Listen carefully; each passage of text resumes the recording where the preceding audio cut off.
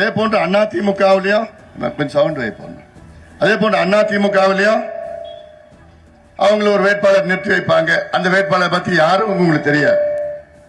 கெட்டவங்களா, நல்லவங்களா, நேர்மையானவங்களா, படிச்சவங்களா, அவங்களுக்கு உழைக்கிறவங்களா எதுவும் தெரியாது. ஆனா சின்னத்தை பார்த்து நம்ம இவ்வளவு காலமா ஓட்டு போட்டுடுவோம். ஏன்னா ஒண்ணு உங்க வீட்டுக்காரர் சொல்லுவாரு, இல்ல உங்க வீட்டுல சொல்லுவாங்க, இல்ல உங்க கவுன்சிலர் சொல்லுவாரு. அப்படி ஏதாவது சொல்லியே இவ்வளவு காலமா ஓட்டு போட்டுட்டோம். ஏழை சூரியன் அப்படி எல்லாம் போட்டோம். நான் கேட்கிறேன், இந்த தேர்தலில் முதல் முறையா சின்னத்தை பார்த்து ஓட்டு போடாதீங்க, வேட்பாளரை பார்த்து ஓட்டு போடுங்க. போடுவீங்களா?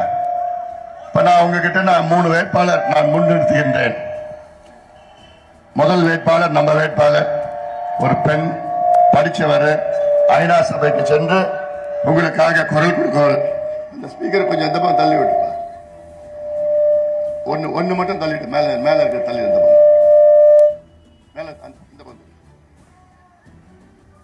இந்த பக்கம் இந்த பக்கம் ஆப்போசிட் சைடா.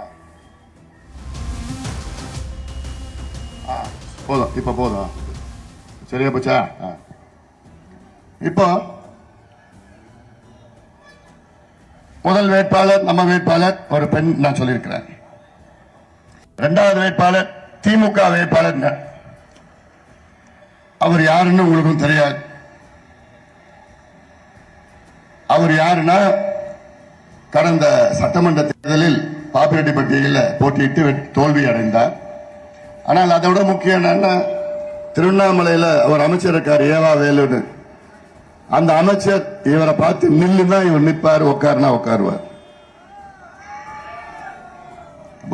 எப்படின்னா அவர் சொந்தமா சுயமா எதுவும் சிந்திக்க மாட்டார், சொந்தமா சுயமா செய்ய மாட்டார். அவங்களுடைய முதலாளியை கேட்டுட்டா என்ன வேணா செய்வார். இப்படிப்பட்ட வேட்பாளர் வேணுமாமா உங்களுக்கு எல்லாம்? அதிமுக வேட்பாளர் ஒருத்தர் இருக்காரு, அவர் டாக்டர் படிச்சவர் தான், நல்ல ஒரு சின்ன பையன் தான். ஆனா அவர் யாருன்னே தெரியாது, அரசியல் புதுசு. அவர் பக்கத்து தெருவில் கூட தெரியாது. அவங்க அப்பா வேணா தெரிஞ்சிருக்கோம், இவர் தெரியாது. அவர் எப்படின்னா, இங்க இருக்கிற முன்னாள் அமைச்சர் KP அன்பழகன் இங்க இருக்கிறார். அவர் பத்தி கேள்விப்பட்டிருக்கீங்களா? KP அன்பழகன் இவரை நில்லுனா நிற்பாரு, உட்காருனா உட்காரு. இவருடைய முதலாளி KP அன்பழகன். இப்போ இந்த மாதிரி வேட்பாளர் இருக்கிற நேரத்தில் நல்ல ஒரு தகுதியான வேட்பாளர், பசுமை தாயகத்தின் தலைவரா சௌமியா அன்புமணி 20 வருஷமா பணியாற்றினாங்க.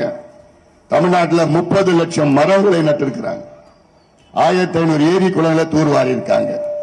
இப்படி நல்ல வேட்பாளர்களை உங்களுக்கு கொடுத்திருக்கிறோம். அதனால நீங்க நிச்சயமாக சௌமியா அன்புமணியை தேர்வு செய்ய வேண்டும். இரண்டாவது காரணம் ஏன் தேர்வு செய்யணும்னா, 57 ஆண்டு காலம் இரு கட்சிகள் தமிழ்நாட்டை ஆட்சி செய்து கொண்டிருக்கிறது. எத்தனை வருஷமா? 57 வருஷம். எந்தெந்த கட்சி? திமுக, அதிமுக. எவ்வளவு? 57 வருஷம். நீ அப்ப பிறந்தியா? இல்ல.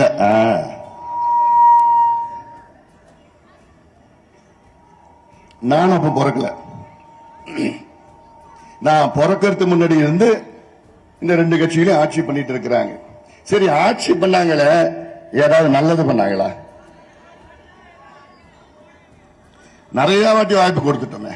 இந்த 57 வருஷத்துல கிட்டத்தட்ட 30 வருஷம் அதிமுக பண்ணுச்சு, மீதி இருக்கிற டைம்ல திமுக. இவ்வளவு காலமா ஆட்சி பண்ணியும் இன்னும் நமக்கு குடிக்கிறது தண்ணி இல்லை, விவசாயத்துக்கு தண்ணி இல்லை, அடிப்படை வசதி கிடையாது. தண்ணி இருக்குமா? இருக்குது, தண்ணி இருக்குது, தண்ணி இருக்குது. நீ எப்படி இல்லைன்னு சொல்ற? தண்ணி இருக்குன்னு நான் சொல்றேன். இருக்குது. அந்த தண்ணி வேற. தண்ணி இருக்குது, தண்ணி இருக்குது இல்லையா? தண்ணி இருக்குது. எங்க இருக்குது? சரி, தண்ணி எங்க இருக்குது? இங்க இருந்து ஒரு 20 கிலோமீட்டர் தள்ளி போனா தென்பண்ணை ஆற்றுல தண்ணி இருக்கு. இங்க இருந்து ஒரு 50 கிலோமீட்டர் தள்ளி போனா காவிரி ஆற்றுல தண்ணி இருக்கு. இந்த 2 ஆறும் நம்ம ஊர்ல தான் போகுது, நம்ம மாவட்டத்துக்குள்ள தான் போகுது.